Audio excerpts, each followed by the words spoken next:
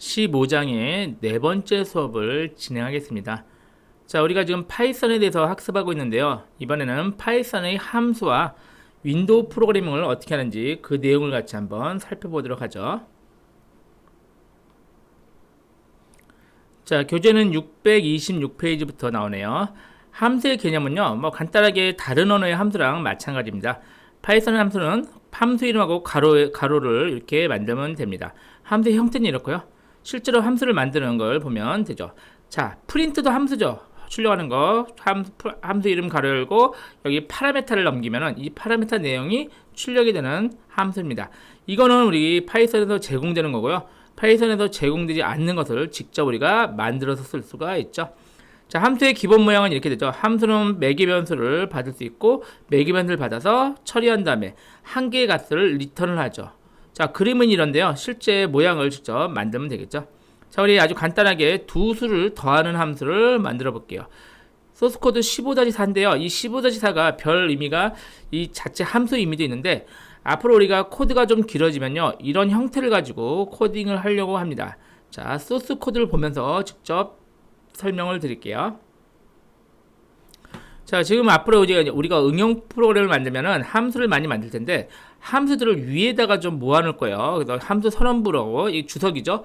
해놓고 여기다가 def 해가지고 함수를 선언하는 거예요. 그래서 예를 들어서 def 플러스라는 함수를 제가 만드는데 파라메터를 두 개 받아요. v1과 v2를 받는 함수입니다. 얘는 어떤 작동을 하는지 볼까요? 리절트 결과는 0으로 두고 결과에다가 v1, v2를 더해요. 두 수를 더해서 리턴하고 리절트 하면은 더한 결과를 반환해주는 함수입니다. 자, 그리고 하나 더, 좀 이따 나 배우겠지만 전역 변수부를 따로 만들 거예요. 전역 변수들을 이쪽에다가 모아놓도록 하겠습니다.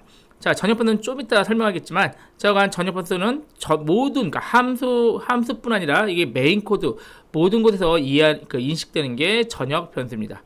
그리고 마지막으로 이제 메인 코드 부분을 넣고 그래서 실제는 어떻게 함수는 나중에 실행되고요. 전역 변수를 인식한 다음에 메인 코드부터 실행이 된다. 이렇게 보시면 돼요. 차례를.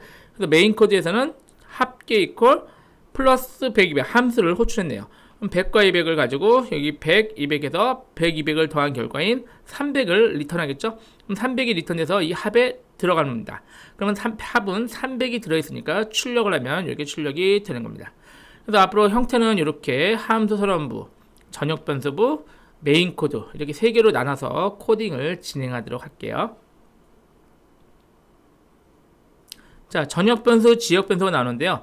아주 간단합니다. 지역 변수는 함수 안에서 선언돼서 함수 안에서 쓰이는 게 지역 변수예요.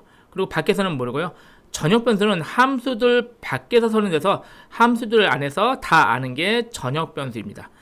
이해되셨죠? 그래서 지역 변수는 잠깐 쓰고, 그러니까 함수 안에서 쓰고 버려지는 거고, 전역 변수는 모든 함수에서 이해되는 게 전역 변수입니다. 그런데 파이썬 특성상 이 함수가 이 b가 전역 변수인 걸 알기 위해서는 글로벌 예약어를 써야 됩니다. 그래서 여기는 뭐 연습하는 거니까 넘어가고요. 더 중요한 게 이제 실제 전역 변수를 쓰기 위해서는 파이썬에는 글로벌 예약어 써줘야 돼요. 이게 다른 언어에 별로 없는 내용이니까 이건 좀 신경 써서 볼게요. 다음 페이지 볼게요. 631페이지 보면요. 자, 여기서 전역 변수 A가 전역 변수죠. A가 전역 변수면 A가 전역 변수라는 걸 여기다가 사명해서 펑크1에서 글로벌 A하고 지정을 하면 돼요. 그러면 이때부터는 A가 전역 변수로 다 사용된다고 보시면 돼요. 만약에 이게 없잖아요. 이게 없으면 A가 지역 변수로 사용이 돼요. 그래서 만약에 전역 변수를 선언하고 전역 변수를 쓰고 싶다. 그러면 글로벌 A라고 주시면 됩니다. 사실 실제 코딩할 때는요. 이렇게 헷갈리게 하시면 안 돼요. 전역 변수면 전역 변수 이름을 알게끔 변수 이름을 잘 주면 되겠죠. 그렇지만 제가 무조건 전역 변수는 글로벌 A하고 함수 위에다 선언한다. 이렇게 보시면 됩니다. 자, 반환값이 여러 개인 경우도 있어요. 일반적으로 다른 언어는 함수에서 리턴이 하나밖에 된다고 하나만 쓰는데 파이썬은 하나가 아니라 여러 개를 반환할 수 있어요. 볼게요. 자, 이 코드 보면 지금 전역 함수 선언부 있고 전역 변수부, 메인 코드부 이렇게 있네요. 그래서 먼저 전역 변수부를 먼저 읽으시면 돼요. 마이리스트가 빈 리스트가 있고 합 서브에서 합계와 그 뺄셈 그 결과를 저장할 것이에요. 이 함수는 합계와 덧셈과 뺄셈을 동시에 결과를 반환하는 함수입니다. 자, 보죠. 마이리스트에다가 멀티에서 100, 200을 넘겼네요. 100과 200을 넘기면 이 마이리스트에는 100과 200 결과가 두 개가 들어오게끔 하려는 거죠. 자, 보죠. 어떻게 되는지. 자, 멀티에서 100, 200 하면 이게 100과 200이 들어갔죠. 그리고 리절트 리스트에 리스트를 준비했네요. 준비해서 RES1에다가 V1, V2 여기다가 100과 200을 더한 300이 되겠죠. 여기는 마이너스 100이 되겠네요. 마이너스 100 두 개를 해서 여기다가 어펜드 시켜서 결국 RES 리스트를 뭘로 만든 거예요? 마이너스 300과 마이너스 200개짜리 두 개짜리 리스트를 만든 거예요. 그래서 얘를 리턴 리스트에서 리스트를 돌려주면 얘가 지금 마이 리스트가 300과 마이너스 100짜리 리스트가 된 겁니다. 그래서 0번째 앞에 있는 거는 합계에 넣고 뒤에 있는 거는 SUV에 넣고 해서 뺄셈에 넣고 해가지고 출력을 이렇게 해주게 됐습니다. 근데 사실은 이렇게 해도 되고요. 이 마이 리스트 대신에 자리에 그냥 서브합을 이런 식으로 써주셔도 더 편해요. 이렇게 해버리면 나머지 필요 없죠. 이거 이렇게 그러니까 15, 16, 17행을 요 한 행으로 대치해도 관계없습니다. 어차피 얘가 두 개가 리턴되는 거죠. 아까 300과 마이너스 100이 리턴되니까 합에는 300, SUV에는 마이너스 100이 한꺼번에 들어가게 됩니다. 그러니까 15, 16, 17행처럼 안 쓰고 이렇게 한 행으로 쓰는 게 더 편리합니다. 하나 더 이렇게 리스트를 리턴 리스트를 만들어도 되고요. 그냥 6, 7 이것도 필요 없어요. 3행도 필요 없고요. 3행 필요 없고 6, 7행도 필요 없고요. 4, 5행 나온 다음에 그냥 리턴하고 이렇게 써주시면 돼요. 리턴하고 RES1, RES2 하면 얘가 두 개가 그냥 리턴이 됩니다. 그럼 얘가 리턴이 두 개가 바로 리턴되고 이렇게 코드를 변경할 수 있는데 파이썬을 이렇게 좀 간략하게 쓰는 게 이렇게 말고요. 지금 이것처럼 간략하게 쓰는 게 더 일반적입니다. 결론은 리턴하고 콤마에서 여러 개를 리턴해도 되고 대신 받을 때 여러 개를 받으면 되는 겁니다. 자, 파이썬의 윈도우 프로그래밍을 같이 한번 살펴보죠. 자, 처음 가장 기본적인 윈도우 구성 창부터 같이 한번 보죠. 자, 이거는 직접 코드를 실행하면서 결과를 확인해 보죠. 윈도우 창을 만드는 가장 기본적인 코드입니다. 자, 처음에 위에 from tkinter import 별표를 무조건 써준다고 보면 돼요. tkinter가 바로 윈도우 창을 만들 수 있게 제공해주는 라이브러리입니다. 그리고 맨 위에 윈도우 equal tk에서 이게 윈도우 창을 생성하는 거예요. 그래서 이 부분은 아직 코딩 안 했지만 이 부분에 앞으로 이 화면에 어떤 작업을 할 거고 window.main loop 하면은 얘가 화면에 나오는 겁니다. 실행해 볼게요. 이렇게 바로 실행이 되죠. 그래서 윈도우 창이 바로 뜬다. 이렇게 보시면 돼요. 아주 간단하게 결과 나오고 그러면 앞으로 실제 이 윈도우 창 이 안에다가 어떤 작업을 여러분들이 하시면 됩니다. 자, 다음 코드 열어보죠. 자, 15-9를 보면요. 지금 이 세 줄, 이 두 줄과 이 줄은 무조건 있다고 쳤죠. 자, 위에 제목을 지을 수 있어요. 그러면은 윈도우 창 연습되고 크기도 지오메트리하고 윈도우 점 지오메트리면 윈도우 창의 크기도 400, 100, 가로 400, 세로 100으로 할 수도 있고 리사이저블은요. 윈도우 창의 크기를 자동으로 조절 못하게도 할 수 있습니다. 자, 실행하면 자, 이렇게 크기도 바뀌었죠. 바뀌고 위에 제목도 들어갔습니다. 또 얘가 크기가 안 바뀌어요. 얘가 원래 확장되고 축소되고 되는데 이것도 막을 수가 있습니다. 자, 글자를 한번 출력해 볼게요. 라벨인데요. 자, 일단 실행해서 결과 보면서 얘기하죠. 그게 더 빠를 것 같아요. 자, 이렇게 출력이 됐네요. 자, 얘가 잘 안 움직이네요. 이동해서 이렇게 쭉 이동 이렇게 옮겨놓죠. 자, 라벨은 이 세 줄은 무조건 써준다 그랬고요. 자, 처음에 레이블 1에서 1, 2, 3에서 라벨을 만드는 거죠. 만들고 윈도우 창 여기다 만드는데 텍스트를 this is MySQL로 해라. 그래서 하나를 만들고요. 얘를 라벨.pack 하면 얘가 출력되는 거예요. 그래서 여기 보면 this is MySQL을 그냥 기본 글자로 출력이 됐고 여기 보면 폰트도 지정할 수가 있어요. 폰트를 보시면 이건 뭐죠? 폰트가 궁서체고 글자 30이고 포그라운드 앞에 글자를 블루로 해라. 그럼 파란색 궁서체로 30폰트 글자로 이렇게 출력이 됐죠. 자, 그리고 또 이런 형태도 가능합니다. 백그라운드도 지정할 수가 있어요. 백그라운드 보면 여기 제가 좀 길게 늘려볼게요. 자, 그래서 텍스트도 준비할 수 있고 백그라운드 마젠타로 하고 글자도 있고 이게 보면 글자 크기를 20, 50 그러니까 얘가 20 20과 5 이렇게 글자 크기도 지정을 할 수 있어요. 글자가 들어갈 크기도 지정을 할 수가 있고, 앵커는 뭐냐면 얘를 어느 쪽으로 몰을 것이냐예요. 그래서 사우스 이스트예요. SE가. 그러니까 남동쪽으로 몰아서 이렇게 글자를 출력해라. 이해되셨나요? 25 크기를 쭉 한 다음에 백그라운드는 마젠타로 하고 공부 중입니다 글자를 남동쪽에 몰아서 출력을 해서 이런 결과가 나옵니다. 그리고 반드시 레이블이나 라벨을 만들고 나면은 뒤에 팩을 해야 화면에 출력이 됩니다. 자, 버튼을 한번 만들어 볼게요. 실행해서 결과 먼저 볼까요? 자, 이런 창이 만들어지면요. 자, 보죠. 자, 얘는 TK인터에서 메시지 박스를 쓸 거니까 메시지 박스를 쓰려면 얘도 추가를 해주면 됩니다. 자, 이렇게 함수를 만들었어요. 그리고 볼게요. 이제 여기 이거 무조건 써주고 크기 지정했죠? 200, 200으로 크기 지정했고, 그리고 얘도 무조건 써주고. 자, 버튼 1을 만드는 거예요. 이거는 변수 이름이고요. 버튼에서 윈도우 창에다가 여기 눌러요. 글자가 해주고, 포그라운드는 빨간 글자, 백그라운드는 뒤에 배경 노란색으로 하고, 중요한 게 이거예요. 버튼은 무슨 누른 작업을 하잖아요. 그래서 커맨드가 버튼을 누르면 실행할 함수 이름을 써주면 되는데, 주의점이 뒤에 괄호가 붙으면 안 돼요. 이건 괄호 닫은 거라고요. 함수라고 괄호 열고 닫고 하는 게 아니라 그냥 함수의 이름만 써주면 됩니다. 그 함수가 이거예요. 그럼 결국 이 버튼을 누르면 이 함수가 실행되라, 이런 거죠. 그래서 굉장히 많이 쓰이겠죠. 그래서 버튼을 누르면 메시지 박스가 출력이 되게끔 이렇게 코딩이 되어 있습니다. 그리고 버튼 점 팩 하는데요. 그냥 팩하면 맨 위에 붙고요. 익스펜드 1하면은 중간에다가 이렇게 출력이 되네요. 버튼이. 그래서 익스펜드 1을 안 하고 해볼까요? 안 하고 하면 다시 런 해볼까요? 그죠? 버튼이 이렇게 위에 붙게 됐죠? 그래서 아까 expand 1을 하면 조금 더 중간에다가 출력을 하게끔 이렇게 되는 것입니다. 다음에 위젯의 정렬인데요. 위젯이라는 것은 이 버튼, 뭐 아까 텍스트, 뭐 체크 버튼 이런 것들을 위젯이라고 부릅니다. 자, 얘는 버튼을 제가 3개 만들었는데요. 3개를 지금 일반적으로 그냥 하면은 실행해 볼게요.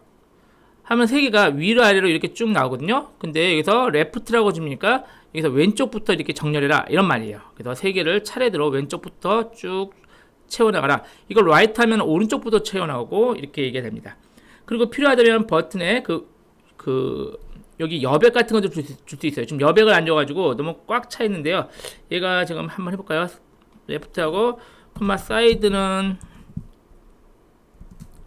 탑으로 하고, 그죠? fill x, pad x는 10, pad y는 10, 이런 식으로 제가 한번 실행을 해볼게요.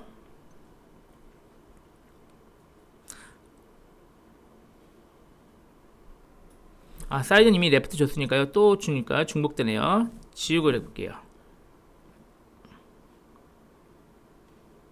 자, 이런 점 어때요? 약간 여백이 생겼죠? 그래서 필요하면 여백을 각각을 줘서 실행할 수도 있습니다. 여백을 훨씬 크게 한 뭐 50 정도 줄 수도 있겠죠? 주고 실행하면, 그렇죠. 이게 버튼 1에 대해서는 여백이 요만큼 생긴 것을 확인할 수가 있죠. 필요하면 버튼 2, 3도 여백을 따로 줄 수가 있고요. 이 내용은 교재에 역시 나오니까요. 교재 638페이지 같은 거 또는 639페이지 나오니까 그렇게 확인해 보시면 됩니다. 자, 그리고 프레임이라는 게 나오는데요. 일단 실행해서 볼게요. 실행한 다음에 결과 보면 얘가 프레임은요, 얘가 눈에는 안 보이지만 얘를 나누는 거예요. 지금 윈도우를. 그래서 이게 윈도우 창인데, 윈도우 창 제가 프레임을 위에 업 프레임과 다운 프레임 두 개를 일단 나눴어요. 나누고 이제 에딧 박스는 이게 엔트리라고 부르는데, 이게 입력하는 상자예요. 여기다가 뭐 숫자를 입력하거나 이런 글자 입력받는 거 있죠. 이게 에딧 박스라고 제가 변수 이름을 이렇게 줬지만 얘를 엔트리라고 부릅니다. 그래서 엔트리 역시 패드 X, 패드 Y에서 얘가 위아래 공간을 좀 줄 수도 있고요. 자, 그리고 리스트 박스는 여기 리스트 박스예요. 쭉 여러 개를 쓸 수 있는 거죠. 리스트 박스를 쓰고, 다운 프레임, 이게 뭐냐면 에딧 박스는 제가 업 프레임에다가 엔트리를 만드는데 이게 엔트리죠. 업 프레임 위에다가 만들고요. 그리고 리스트 박스는 다운 프레임 밑에다가 만들 수가 있습니다. 물론 백그라운드 줄 수가 있고요. 그리고 리스트 박스 안에 뭘 채우고 싶으면은 이 리스트 박스에 점 인설트하고 엔드가 뭐냐면 맨 마지막부터 채우라는 얘기예요. 처음엔 비었으니까 맨 마지막에 하나, 그리고 또 그 다음에 맨 마지막에 둘, 이렇게 쭉 채울 수가 있습니다. 그래서 얘네도 실제로 우리가 응용 프로그램 짤 때 써야 되니까요. 이것도 좀 기억을 해 놓으시기 바랍니다. 자, 이번엔 메뉴를 만들어 볼게요. 런에서 실행하고 보죠. 보면 이게 메뉴의 파일에 열기, 종료 이렇게 메뉴가 만들어지죠. 요걸 많이 쓸 거니까요. 자, 보면은 이제 메뉴는 윈도우 TK까지는 똑같고요. 자, 메인 메뉴라고 만들고 메뉴.윈도우 하고 메뉴 이퀄 메인 메뉴 거의 정형화된 코드예요. 이 코드는 그냥 늘 똑같이 나와요. 그러면은 요 위에 안 보이지만 요 메뉴 줄을 만든다 이렇게 생각하시면 되고, 메뉴에다 이제 파일 메뉴를 만드는 거죠. 파일 메뉴에서 메뉴의 메인 메뉴, 요게 메인 메뉴인데 요 메인 메뉴에다가 파일 메뉴를 추가하겠다 이렇게 생각하시면 돼요. 그리고 메인 메뉴 add cascade하고 레이블 파일, 요 파일하고 글자를 써라. 그리고 메뉴는 파일 메뉴를 해라. 이렇게 하면 이제 이게 파일 메뉴가 만들어지고, 여기다가 이제 열기가 들어간 게 add command예요. 파일 메뉴에 add command 열기 추가하고, separate는 이 중간에 빈 줄을, 그러니까 한 줄을 그어준 거예요. 너무 딱딱 붙으니까. 그리고 다시 종료를 추가하면 이렇게 메뉴가 추가가 됩니다. 자, 그래서 이 형태가요. 사실 요거는 이제 기본으로 메뉴를 만들고, 메뉴를 추가할 때는 요 형태가 거의 정형화돼서 쓰이니까 필요하면 옆에 메뉴 만들어 볼까요? 아예 만들고, 제가 옆에 편집 메뉴 만들어 볼게요. 그럼 거의 이렇게 그대로 복사해서요. 파일 메뉴가 아니라 이제 에딧 메뉴 이름을 바꿔서 에딧 메뉴 하고, 에딧 메뉴를 여기 메뉴 에딧 메뉴, 그리고 파일이 아니라 되게 이제 편집으로 바꾸겠죠. 편집하고 에딧 메뉴 에딧 코맨드, 에딧 메뉴 해서 편집에 뭐 복사 붙여넣기 이런 거 있잖아요. 복사